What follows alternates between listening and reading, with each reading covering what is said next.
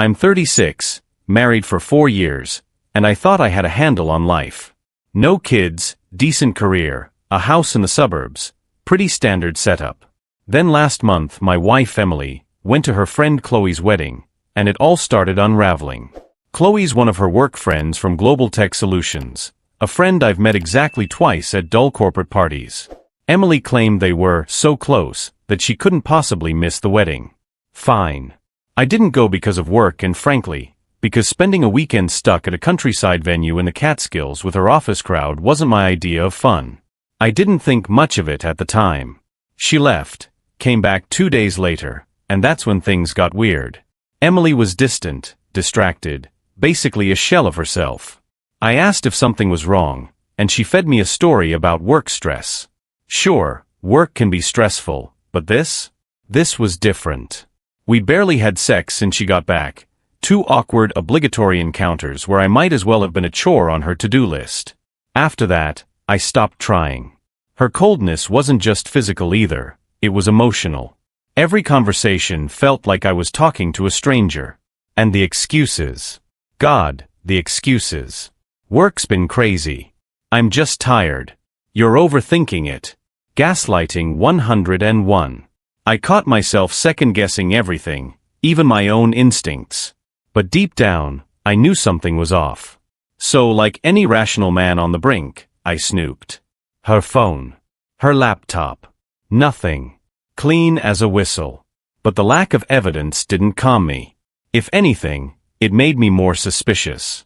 She was too clean, too calculated. I thought about letting it go. But every time she brushed me off with one of her carefully rehearsed lies, I felt my patience thinning. I wasn't about to let her make me feel like the crazy one in my own marriage. Part of confrontation. Kind of. After weeks of cold shoulders and half-hearted denials, I decided to give her one last chance to explain. I asked if she was upset that I didn't go to Chloe's wedding. Maybe she was being petty, some passive-aggressive punishment for my absence. No, she said, barely looking up from her laptop. I told you, it's just work stress. Her tone was flat, her face unreadable. She could have been ordering takeout for all the emotion she put into that sentence. This pattern continued for some time. She'd act normal for a day or two, laugh at my jokes, make polite conversation over dinner, but it never lasted. She always slipped back into that cold, distant version of herself. It was exhausting. I started focusing on work, hitting the gym more, anything to avoid the tension at home. But the nagging feeling never left. Then came the company's annual holiday party. Global Tech throws these flashy events every November at one of those overpriced hotels downtown. I'd been to every single one since we got married. This year, Emily seemed weirdly reluctant to bring me along. First, she claimed we hadn't gotten the invite. Then, 2 days before the event, she'd found the email and casually mentioned it, like it had slipped her mind. Sure. Her behavior at the party raised even more questions. Normally, these things are her playground. She mingles with the execs while I chat with the junior staff. But this time, she stuck to me like glue. She wasn't networking, wasn't smiling. Just hovering, watching me like a hawk. That's when we ran into Chloe and her husband, Ryan.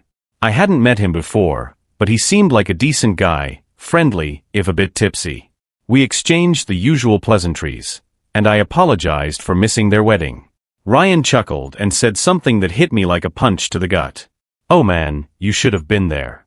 Your wife was the life of the party, twerking like a pro on the dance floor. My best man couldn't stop talking about her. He even asked for her number. For a moment, I just stood there frozen, while Ryan rambled on. Chloe, clearly mortified, grabbed his arm and dragged him away, muttering apologies. Emily jumped in immediately, brushing it off. Ryan's drunk. He doesn't know what he's saying, she said, forcing a laugh. But her laugh was shaky, her smile too forced. The whole thing didn't sit right. It wasn't just Ryan's comment, it was the way Emily reacted. Too defensive, too eager to bury the conversation. I glanced around and noticed the subtle glances from her colleagues, the smirks, the barely contained amusement. It was like they all knew something I didn't. The rest of the night was a blur. I excused myself, went to the bathroom to get some air, and tried to pull myself together. When I came back, Chloe and Ryan had left. Emily acted like nothing had happened, chatting about work projects and making small talk with me as if we hadn't just witnessed a massive red flag waving in our faces. But there was no going back to normal. Not after that. After that was part of evidence and confession. The day after the party, Emily did her best to dodge me. She was suddenly busy with errands and avoided being in the same room for too long. I wasn't letting it slide this time. That comment from Ryan and the look on her face had left no doubt in my mind. Something happened at Chloe's wedding. And I was done playing the fool. I waited until she got home from work, sat her down, and cut straight to the point. "Emily," I said, locking eyes with her. "What happened at Chloe's wedding?" Her reaction was textbook. First, denial. "What do you mean? Nothing happened." Then deflection. "Why are you even bringing this up now? You're acting crazy." When I didn't back down, she moved to anger. "This is ridiculous. Ryan was drunk, and you're going to take his word over mine." I stayed calm. "You've been distant ever since you came back. I can feel it. And after what Ryan said at the party, I know something's going on. You can either tell me the truth, or I'll find it myself." That's when she panicked. I reached for her phone, and she lunged for it like her life depended on it. Too slow. I unlocked it and opened her texts with Chloe. And there it was, a furious string of messages from Emily to Chloe about how Ryan couldn't keep his mouth shut. My heart was pounding as I scrolled through the thread. Emily's attempts to backpedal were pathetic. "He was drunk," she yelled. "He doesn't know what he's saying." But the texts told a different story. She finally cracked after hours of deflecting, lying, and playing the victim. "Okay, fine," she snapped. "It happened, but it was just one time. I was drunk, and he made a move. I couldn't stop myself." Her excuse was laughable. She wasn't apologetic, just desperate to control the narrative. "It didn't mean anything," she said, tears streaming down her face. "I've felt terrible ever since. That's why I've been so distant. It's guilt." I stared at her, barely able to contain my rage. "If it was guilt," I said coldly, "you would have come clean. Instead, you've been lying to my face and treating me like I'm the problem." Her face crumpled, but I didn't care. I couldn't even look at her. I grabbed my phone, my laptop, and a change of clothes, and I left the house without another word. She didn't try to stop me. And here it is, the fallout. For the next 2 days, I stayed at a friend's place. Emily texted and called non-stop, begging me to come home. Her messages ranged from frantic apologies to pathetic attempts at guilt-tripping. "Where are you? When are you coming home? Please, I'll do anything to fix this." But I wasn't interested in fixing anything. Not anymore. What sealed the deal for me was when I decided to dig deeper. I reached out to Ryan, the guy who had unknowingly blown the lid off her secret. I found him on Facebook, sent him a message, and asked if we could talk privately. At first, he tried to downplay everything, blaming his drunkenness. But when I told him Emily had already confessed, he reluctantly opened up. "She was all over the groomsmen," he said, sighing. "Not just one time, either. They were together most of the wedding, dancing, flirting, sneaking off. Everyone noticed. Apparently, Emily and this guy, Chloe's husband's best man, were inseparable for 2 straight days. Ryan admitted that people at the wedding assumed they were a couple because they spent so much time together. It wasn't just a drunken mistake, he added. She knew exactly what she was doing. Hearing it laid out so bluntly made me feel like I'd been hit by a truck. Emily hadn't just betrayed me, she'd humiliated me, made me the butt of a joke for an entire weekend. And for what? Some random guy she'd probably never see again? When I got back to my friend's apartment, I sat there in silence for hours, staring at the wall. The anger, the humiliation, the heartbreak, it was overwhelming. But one thing was clear, there was no coming back from this. The time of revenge and resolution. The more I thought about it, the more certain I became that Emily didn't just betray me, she had made me her fool. She was content to keep lying, manipulating, and playing the victim, all while I wasted my energy trying to salvage something that was already dead. I wasn't going to let her get away with it.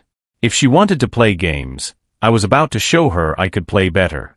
While Emily kept sending her desperate texts, I took a day to quietly prepare. I went home during her work hours, packed all my belongings, and left her a gift, the divorce papers. I didn't leave a note. I didn't explain myself. Just the cold reality of my decision in black and white, delivered to the woman who thought she could spin this into something less than it was. When the papers reached her, the calls started up again. This time, her tone had shifted. She was still begging, but now it was mixed with desperation and fear. She wanted to meet one last time before signing. Fine, I thought. Let her have her swan song. We met at a small coffee shop downtown, a neutral ground where I could keep my distance. She walked in with red, puffy eyes, clutching the papers in her hand like they were her last lifeline. She sat across from me, her voice cracking as she launched into her plea. "I've quit my job," she said, tears streaming down her face. "I couldn't face my coworkers after what happened at the party. People are talking, calling me a cheater behind my back. I've lost everything, my reputation, my friends, my career. Please, we can fix this." Her crocodile tears didn't move me. "You haven't lost everything," I said, my tone ice cold. "You've still got your dignity." Oh wait. I couldn't help the smirk that crept onto my face. All that time, she'd lied and gaslit me into thinking I was the problem. Now she was reaping the consequences of her own actions, and I wasn't about to hand her a shred of sympathy. She sobbed harder, practically begging for another chance. "I made a mistake," she cried. "I don't know what I was thinking. I love you. Please don't do this." I leaned back, calm as ever. "You love me? Funny way of showing it. You had time to come clean. Time to show me you were sorry. But instead, you lied to my face, made me doubt myself, and let me twist in the wind. And now you want forgiveness? No, Emily. We're done." Her sobbing turned into a full-blown meltdown, but I was unmoved. I told her the truth, about what I knew, about what Ryan had told me. Her face crumpled as she realized there was no more room for lies, no more half-baked confessions. "You threw away this marriage for a 2-day fling with a guy who doesn't even care about you," I said, my voice sharp with disgust. "You're not sorry for what you did. You're sorry you got caught." She signed the papers that night. There wasn't much to argue over. We didn't have kids, and the house was a rental. She moved out the next day, taking most of the furniture with her. I didn't care. All I wanted was to be rid of her. Finally, consequences and new beginnings. Emily's fall from grace didn't stop with the divorce. Word about her infidelity had spread like wildfire among her colleagues.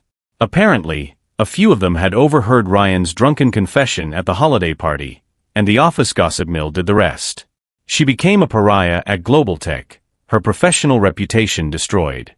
Quitting was her only option, but from what I've heard, she hasn't had much luck finding another job. As for me, I'm still picking up the pieces, but living alone is already a massive improvement over the hell I've been through. The house feels emptier without her things, but it's also lighter, freer. I've started making changes, new furniture, new routines, a fresh start. Emily reached out once more, about a month after the divorce was finalized. A long rambling email about how she's learned from her mistakes and wants to be a better person. I didn't bother responding. Her mistakes cost me my trust, my peace of mind, and years of my life. Let her learn without me. In the end, I know I made the right choice. Emily thought she could manipulate me into overlooking her betrayal, but I've always believed actions have consequences. Now she's living hers. And me? I'm finally free.